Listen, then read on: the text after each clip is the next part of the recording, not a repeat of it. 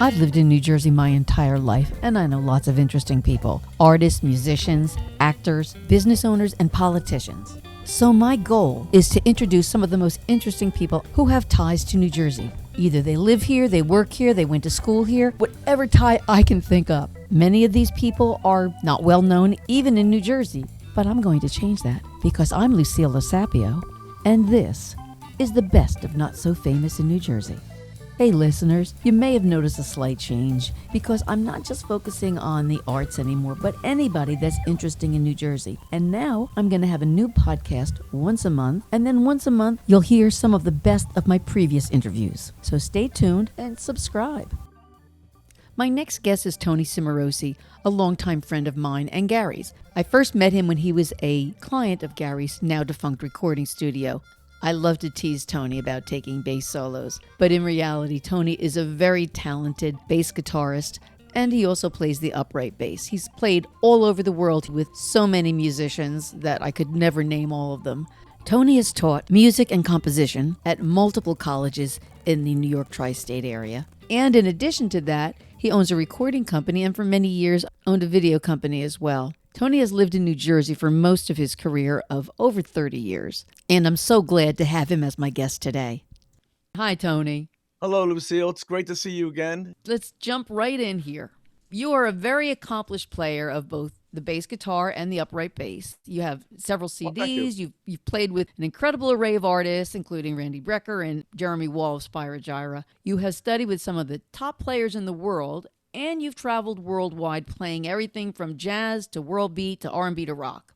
Yeah. Of all those genres, which do you enjoy playing the most? Well, a lot of times, Lucille, at this particular stage, I really take all the labels off, the genres off. Just as you and I grew up in R&B, my first bass solo was Tighten Up by Archie Bell and the Drells. And, I'm playing rock and roll, everything from Yes to Beatles. At this stage of the game, I just call it playing music. I'm just playing, and whatever it's called for, I kind of like dig into that. There's not too much that I don't like. Now, you've played all over the world, right? Well, I've played throughout Europe, and the only place in Europe that I didn't play is Italy, and I'm bummed. I've been very fortunate to be able to play in a lot of different countries and see their culture and how it affects the music.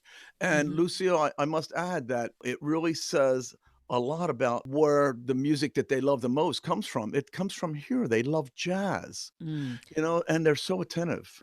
Do you have a favorite country, foreign country to play in? Well, that's a good question. I think I would say Japan has a great audience. I did a 6-city tour there. I also have to say Moscow. I did 2 tours, 2 1-month tours in Russia. Moscow's audience is the Russian audience in general, they're just so smart, and they love jazz. They love American music. They love us. It's just the politics that are all screwed up like they are. Why do you think that Europeans really appreciate jazz more than American audiences? Well, they're educated. First thing they take away in this country whenever they want to steal money from us is they take away, the arts. And Europe, kids, start listening to jazz music and classical music when they're kids, and they have to understand it in a more active listening way. I know very little about music composition or music theory. If I can't sing to it or dance to it or get mellow listening to it, it doesn't have a lot of value for me. So what would you suggest to someone to be able to better appreciate more music? Well, just because it didn't evoke an immediate emotional response from you with certain music that you didn't understand, I think one of the most important components is to lose the fear of judgment, of thinking that somebody's going to ask you something about what you just listened to, and you're going to think that you don't have the right answer. Let's go on to something else. Now, you hold a master's degree in composition, and you studied at Berklee School of Music, among other places, and you were a member of the Purchase Conservatory faculty for about 8 years, and you've taught at other schools. So you've got these 2 careers, teaching and playing music. Which do you enjoy more? Well, that's a great question. I started playing piano when I was 6, and then I was a tap dancer for a few years. And Really? when I You saw were a the tap Beatles, dancer? yeah, I was a shuffle ball change, toe heel, I darling. love tap dancing. Yeah, I loved it too. Me and My Shadow and Horando's Hideaway were 2 of my specials. I got the guitar when I was 12. As soon as I got the guitar so that I knew how to pick things up by ear. My brother Mike and I, we used to play piano together, and we'd play left hand, right hand. When we did that, we had to come to a consensus. We had to agree on things. Intuitively, we had to agree. So it was easy for me to hear chords to like Mrs. Brown, You Got a Lovely Daughter, and Beatles, Twist and Shout, and Louie Louie, and Walk Don't Run, and all these tunes back then. And of course, the neighborhood kids, they wanted to learn how to play guitar. So I was 12 and I picked the stuff up pretty fast, and I started teaching at that age. So teaching music really runs very closely to as long as I've recognized music, starting to play piano at 6. I think that they both kind of work together, but obviously I love playing music more than anything. So, where did you grow up, Tony? I grew up in an area called Newcastle, Delaware. What was the most influential thing in your childhood in terms of, becoming a musician? Well, I think getting the piano in the house for my mother. She played a little bit of piano. It was very impressive. But after my mother saw how quickly my brother Mike and I picked it up, she wouldn't play around us. She got embarrassed, huh? Mike and I were both alpha kind of people. Mike he's a math and physics professor. And of course, and I stayed more into the music. So, but, we were always enough alpha on each other to try to outdo each other or something. I've heard there's a really strong connection between math and music. That a lot of times people who have an affinity for math also have an affinity for music. Have you found that? I mean, it sounds like your brother. I was an engineer major before I studied music. There you go. And I found out very early that mathematics was really not my thing. I mean, I knew it in high school, that math was really not that easy for me. Yeah, but you had an affinity for it, or you wouldn't have gone into engineering. I didn't know that I didn't want to do engineering. I was looking for, a certain type of stability. And But you became a musician. You became a musician for stability. That's well, music is just a hobby. Well, yeah, but I was a victim of circumstance too. I had a son right out of high school. I started college, and I figured, well, music I'd play on the weekends, and really that's what we're doing now.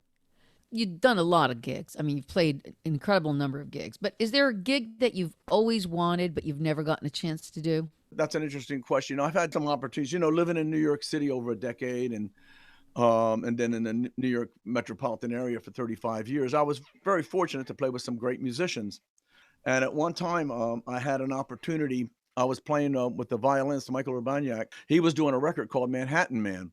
And at that time, I'd also had a house up on Lake Como, which is about 2.5 hours from New York City. I decided that nothing was happening in New York, and I went to the lake house.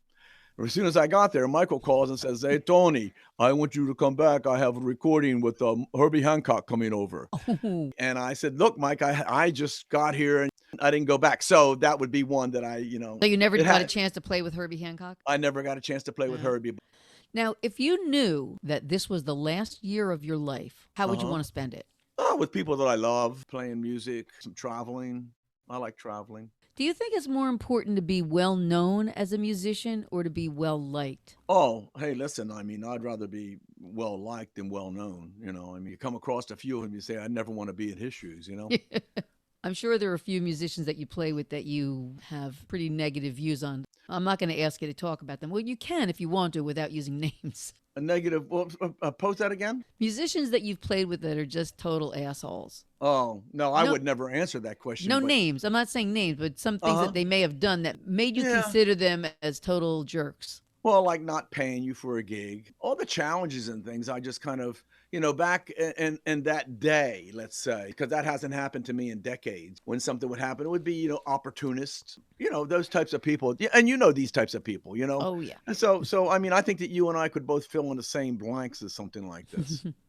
So, okay, here's a very esoteric question. It's 2 parts. They've all been esoteric. Oh, yeah. Why does a bass guitar only have 4 strings? And wouldn't more strings give you more options? All the way back to Baroque music, Dragonetti, Bach, of course, they were using 3-string basses. And the things that Giovanni Bottanzini wrote bass music, we're still trying to figure it out today. I think that the 6-string instrument covers an array of tonal opportunities. So like anything, you can abuse something, or you can have a composer's head or a composer's ear and know where you're supposed to fit in on the ensemble. A lot of these bass players, when they saw Anthony Jackson and Patitucci and these guys coming out, went out and got a 6-string bass, and they just wanted to play low guitar. The guitar player gets all the girls, you know? Now, I've noticed, and I've talked to you about this, that a lot of times bass players try to be the center of attention. And you know, my favorite bass player, George Benson's band, what's his name? Stanley Banks. Stanley Banks, right? Always wants to be Great the guy. center of attention. We've hung out. He's a great guy. Well, tell him I can't stand his persona on stage. Have you noticed this, that this is a common thread among bass players? I don't know. I think that, look, Jaco Pastorius did a lot of things with the bass, in his genius, not only as a composer, but as reinventing the bass. That when he came out, and you remember this, everybody wanted to kind of jump into that kind of vibe and then do it. The rock guys had already had that mastered decades prior to that with the theatrics. And I mean, go back to Little Richard and some of these earlier cats, man. I mean, Elvis Presley, they had it too. But they weren't bass players. Well, that's what I was getting to. The bass is always set up in the back next to the drums. So you're already in the back. So you're already taking a passive approach. So I think that has something to do with it. The bass players, it didn't really have the opportunity to come out. But once the electric bass came out, you could move forward more. So I think that that's what brought us out into the open more. Now, you mentioned before the duo of the bass and the drums. Talk to me about the connection between the two and how important that is. Well, it's always evolving. Of course, the bass was always doing that quarter note, boom, boom, boom. That was the role of the bass for so many decades. Then the bass guitar came in. The whole role changed. It became, rhythm, AKA rhythm and blues. Mm-hmm. And where did that rhythm come from? So the bass player and the drummer, there has to be a consensus that they both agree where the time is. And Gary and I used to have these conversations because Gary's got impeccable time. If you look at the African diaspora and how that influenced American music, that African time, in my years of playing and being musical director for Baba Olatunji, you had 14, 15 people up on a stage and it was all flowing together. The very first thing that my ear goes for is the drummer. Have you ever played with a drummer who you just couldn't connect with? I'm sure there are times that there have been drummers that you haven't connected with. So how do you overcome that? Well, if it's a professional situation, I would try to make it so that I could help the drummer out and kind of pinpoint it. But if your drummer doesn't listen, if doesn't have an ear, is so focused on what they are doing rather than what we are doing, I would use body language. I did that with Bernard Purdy. We were playing a big band gig outside, and all his music blew away. And I looked at him and I went like this, just watch me. And I was giving him all the kicks like a couple measures before they happened. And once he dialed into me and how I was communicating with him, we hit it off. So drummer and bass player relationship is paramount. My bottom line would be, if it don't groove, it don't move. We all know that bass players love to play solos. Other than bass players, does anybody else enjoy a bass solo? I know you're being facetious with that. Yeah, there's been bass repertoire written for centuries that is really specifically written for bass solos. But if you're not a better active listener, if you haven't been educated in that area, then it's a learned behavior, so to speak, Lucille. It's like anything else. It's like somebody not being able to go to an opera or go to a ballet. That doesn't always come naturally. So you have to learn it. And that's why people like me, educators would do this. We would help, I would always say to my students, especially at Iona College, where they were non-musicians, and I say, my job here is to help you become a better active listener. This is my last question, Tony. What is the biggest mistake that you made in your What's the biggest mistake you made in your life? What did you learn from it? Yeah, that's a good one. Let me think about that for a second. Okay. To be able to be a better listener. Oh, come on. That's a cop-out. That's the biggest mistake you made? Yeah, I would say that the biggest mistake would be to be a better listener is to be able to listen to advice that was given to me that I didn't take. I'd listen to things that intuitively in my gut that were telling me, and I didn't listen to that. And the ramifications of that on either side, whatever that was, I should have listened a little bit better. Any way you want to phrase it.